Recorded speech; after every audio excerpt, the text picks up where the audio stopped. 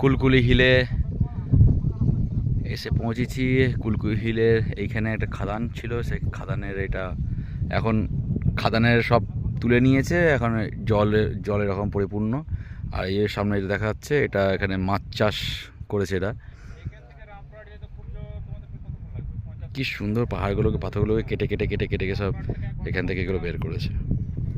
অনেক বড়, অনেক বড়। এটা হচ্ছে কি কুলকুলি হিল।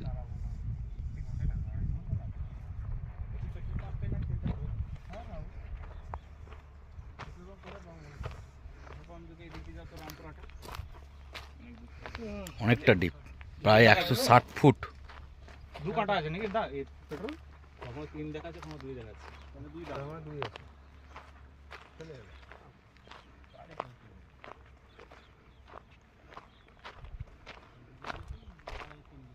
ও দাদা কোথায় যাচ্ছেন ওদিকে? ওই মাসি দাদা।